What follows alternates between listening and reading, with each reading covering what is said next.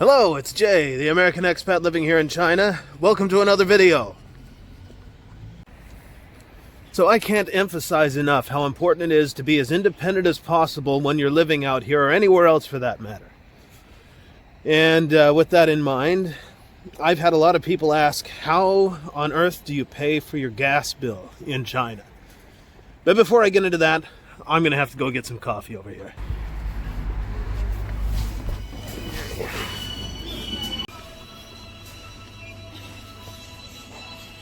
Ah, here we go. This one. Yeah.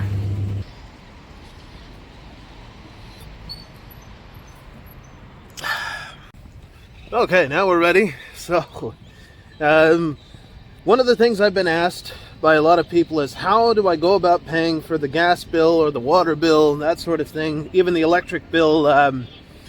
It works a little different than what you might be used to. Having come from the United States, I am used to, when I lived there, paying every month. Like the gas company would send you a bill in the mail every month, and then you pay for what you used.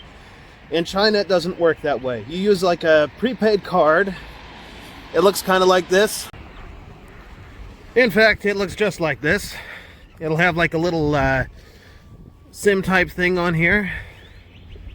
And you're going to find it in a little machine. There'll be like a little gas meter underneath your stove or somewhere in the sink or in the kitchen area, or sometimes it'll be outside in a little like closet looking thing. But anyway, you're going to want to pull this card out of the gas meter, and then you have to go to the gas company to put money on it.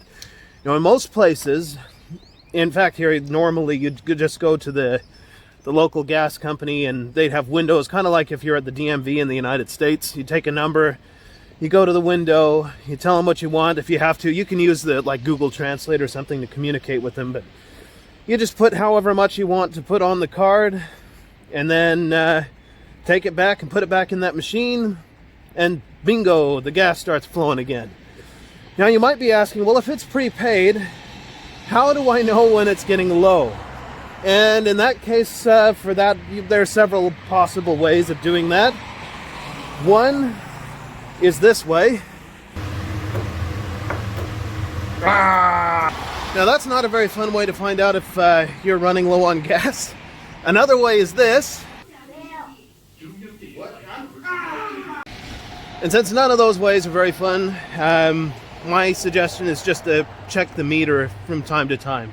Now, I didn't check my meter, and that's why I'm out going to the gas company today. Of course, in my case, it's not actually the gas company. It's, for whatever reason, it's a little machine or a kiosk inside of a mobile phone shop.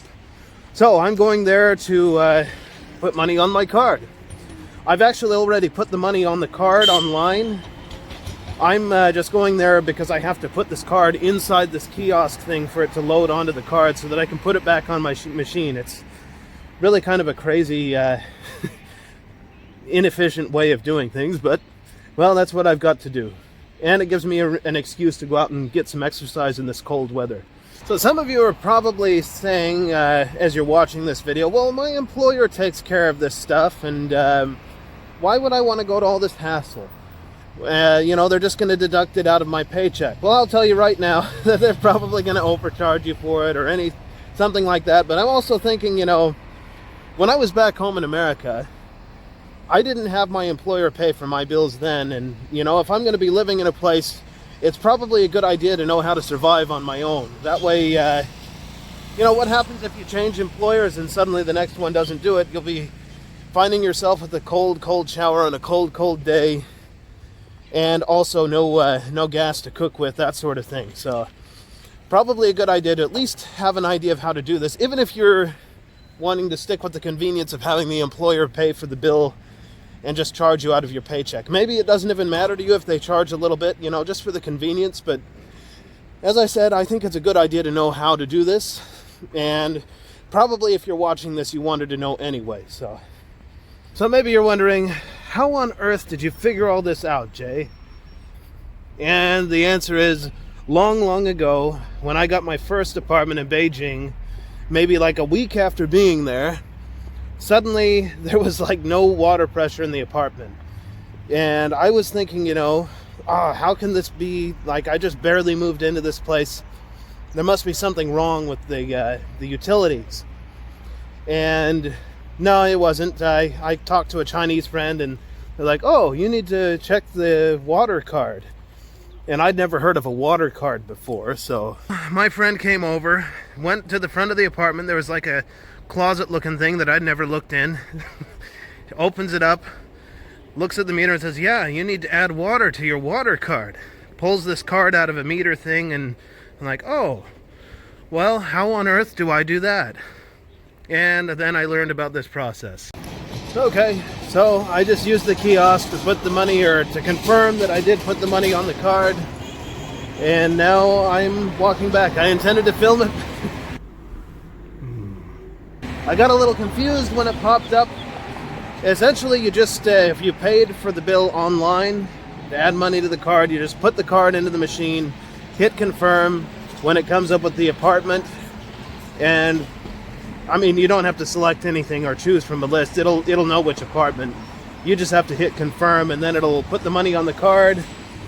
At which point, you do what I'm doing, walk back to your apartment, and then you put the card into the machine, and it should work.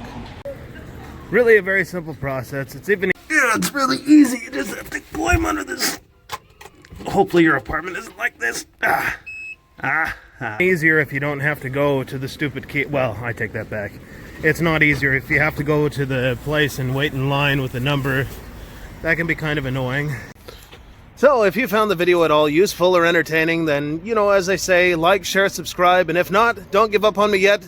Still subscribe. There'll be more videos to come. They'll be getting better all the time. Keeping my fingers crossed. So see you next time.